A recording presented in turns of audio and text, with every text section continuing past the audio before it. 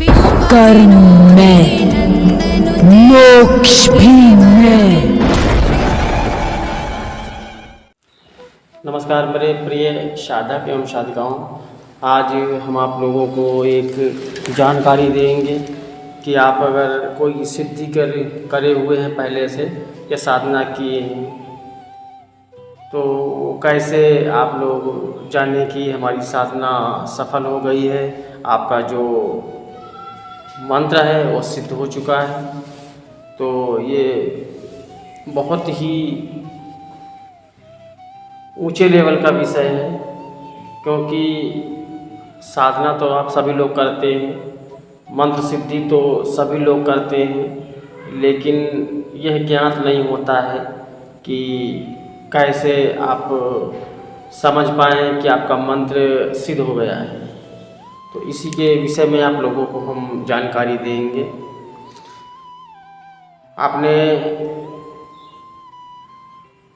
11 दिन की साधना की या आपने 41 दिन की साधना की, ये आपकी साधना के नियम के ऊपर निर्भर करता है कि आपने जो साधना की है वो कितने दिनों की है और कैसी साधना है। चाहे वह साधना तामसिक है, चाहे वह साधना सात्विक है, वाम मार्गी है, अघोर मार्गी है या कोल मार्गी है, किसी भी मार्गी साधना है, उसका जो प्रयोग विधि है, जो नियम है, साधना करने का जो तौर तरीके हैं, उसके हिसाब से आपने साधना की। लेकिन आपको यह ज्ञात नहीं हो पाया है कि आपका जो मंत्र है वो सिद्ध हुआ है कि नहीं हुआ है। तो कुछ संकेत हैं जिससे आपको पता लगता है कि आपका जो मंत्र है वो सिद्ध है। तो मैं आप लोगों को बताऊंगा कि अगर आपने कोई सिद्धि की है, साधना की है, तो सबसे जो पहला एक बेसिक संकेत होता है कि आप उसका प्रयोग करें। प्रयोग कैसे करें, हमने इस विषय पर कई सारे वीडियो आपके सामने प्रस्तुत किए हैं। आप उन वीडियो के माध्यम से भी जानकारी ले सकते हैं। और मैं फिर दोबारा पुनः से बताता हूँ कौन कौन से संकेत हैं। पहला संकेत तो ये है कि आप सामने कोई पीड़ित व्यक्ति आता है तो आप जो साधना किए हो, जिस शुद्धि के कर रखी है, आप उस मंत्र के माध्यम से उसका झाड़ा लगाएं। झाड़ा लगाने की विधि कई सारी विधि हैं। आप जल को अभिमंत्रित करके दे सकते हैं पीने के लिए। दूसरा, आप लौंग को अभिमंत्रित करके दे सकते हैं। तीसरा, आप सामने उस व्यक्ति को, पीड़ित व्यक्ति को बैठा करके आप अपने मंत्र से हीलिंग कर सकते हैं।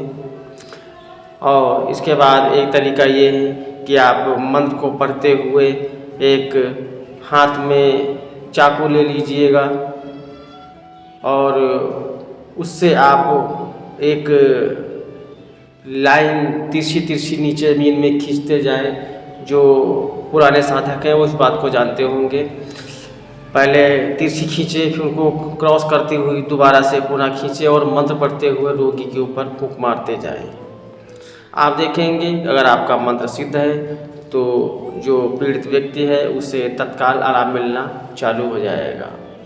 तो ये प्रक्रिया आप कर लीजिएगा, आप पता लग जाएगा कि आपका मंत्र कितना कारगर है, कितना सिद्ध है, कितना कार्य करता है। दूसरा, आप जो भी साधना किए हैं, अगर आप साधना पूर्ण हो गई है तो उसके बाद भी वो शक्ति आपको स्वप्न के माध्यम से दिखनी चालू हो जाती है या दिखने लगती है।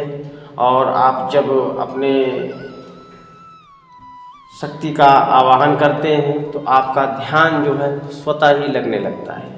जैसे आपकी एक नियम बना रखा है कि मैं नित्य 11 माला का जप करूँगा, तो आप जैसे ही 11 माला जप करेंगे आपका जो जप है वो पूर्ण हो जाएगा।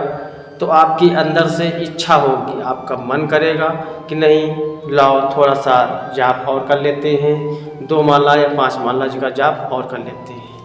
ऐसा महसूस होना भी आपका प्रतीत होता है कि आपका जो मंत्र है वो पूर्णतः सिद्ध हो गया है।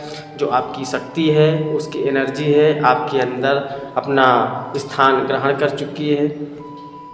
और एक संकेत ये भी होता है कि जब आप कोई विचार मन में ला रहे हो तो स्वतः से ही आपके मन में आंसर आ जाना कि ऐसा होने वाला है। आपके सामने कोई व्यक्ति अगर आया है तो आप उसके विषय में बगैर सोचे समझे हल्का सा ध्यान करेंगे, खट से आपका ध्यान लग जाएगा और आपको उसका आंसर मिल जाएगा। किस व्यक्ति के साथ ये घटना घटने वाली है या ये घट चुकी है।